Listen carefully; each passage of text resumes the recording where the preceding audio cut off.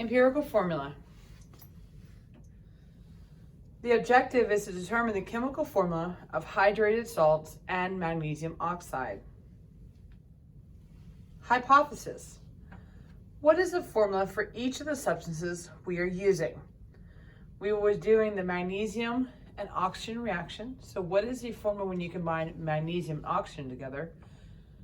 And what is the formula for copper sulfate pentahydrate?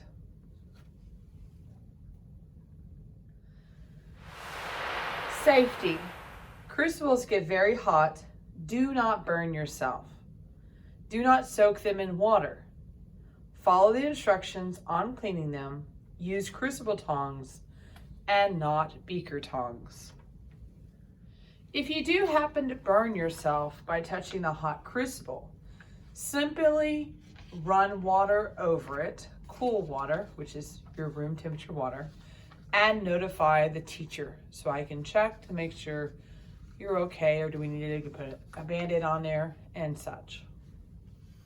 So we're gonna set up a ring stand with a clay triangle and Bunsen burner. We're gonna make sure we have all the height set properly. And then we're gonna start cleaning our Bunsen burner. We're gonna get our crucible and ring stand set up properly. We're gonna light our Bunsen burner and we're gonna clean our crucible like we were instructed before. So to clean our crucibles, we are going to simply pick them up with our crucible tongs and we're gonna stick them into the fire like so for 5 minutes. And then when we're done with our 5 minutes, we're gonna let them cool before we weigh. Copper 2 sulfate will not require a lid for the heating process, but the magnesium will. So on the magnesium trial, you will also need to clean your lid. Lids get heated for 2 minutes, then cooled and weighed.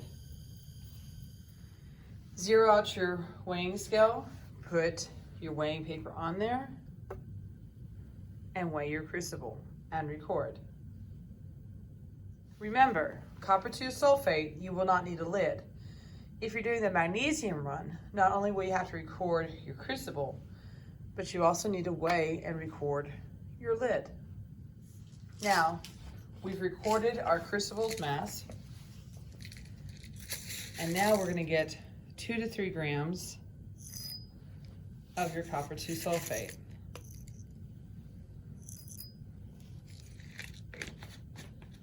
And now we'll record that as well.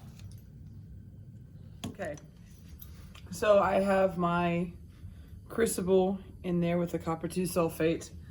I have my crucible tongs handy, and we're simply going to start heating this. The nice thing about the copper 2 sulfate and starting with this substance is it is blue, and we're going to push it to go to a white. Now, cautionary thing, if you push it too far, you can actually start affecting the sulfurs on there and you get like a yellow tinge. So we want to push it to where it's white. You occasionally may have to stir with a glass stirring rod, but be careful because sometimes it can stick to your glass stirring rod as well. So just some things to be mindful about. So we're gonna start the heating process.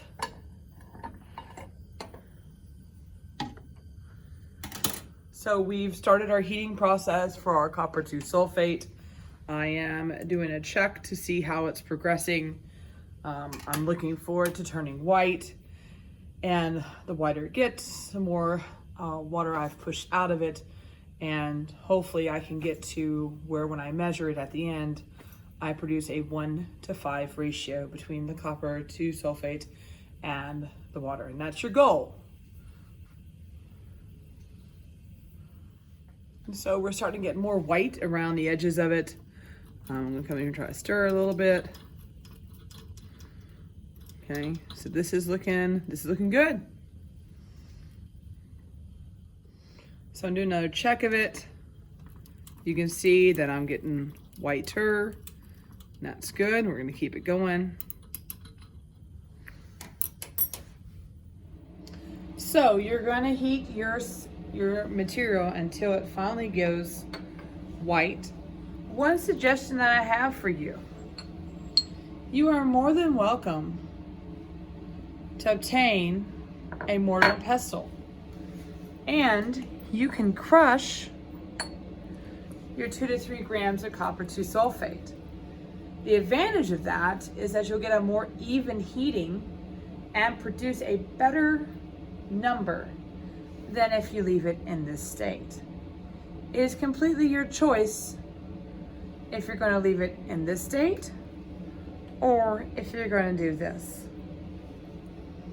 When you get this done and this is cooled off, you simply need to go weigh your results. So when you get done, weigh it, record it, and discard of your contents into the waste bucket.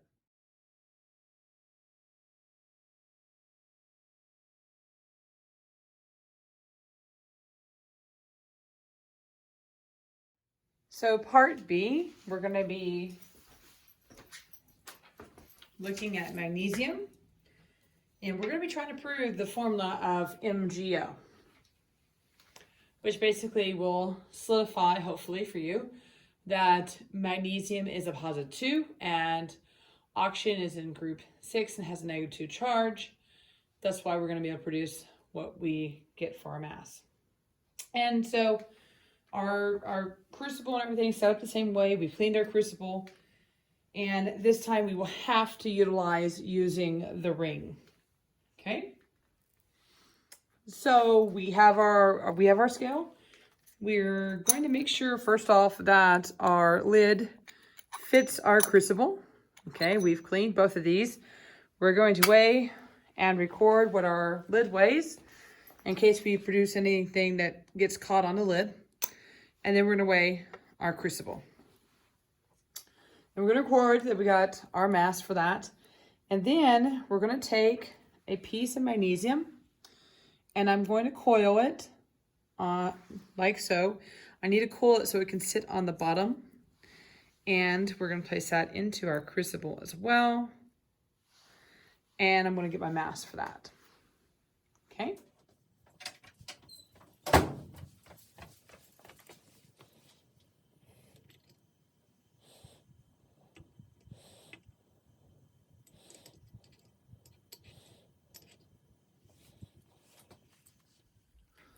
Okay, so here I have my crucible. You notice that there's some redness around the clay triangle, and if you looked on the bottom here, it's also getting red. Perfectly normal. That's absolutely what we want to have. Okay, I'm going to carefully pick up my lid. I want to carefully open and check. We're starting to get some more heat built up in there. I'm going to close it and let it keep building up some heat. Okay. So I've been letting it heat for a while. I'm going to go ahead and open this so maybe you can kind of see what to expect as you're doing this. So you see how it's sparking up a little bit? I need to give it a little bit more oxygen. I don't want to give it too much that we have ash flying out. That's the whole point of having the lid. But let's go ahead and get some oxygen. And I can just partly cover it like that and keep heating it. So you're going to keep heating this until we get a full combustion. Okay, this is looking excellent. You can see it starting to build up and turn into the ash. And again, we want to just control and make sure we don't get any of the ash leaving. So continue this until it's done.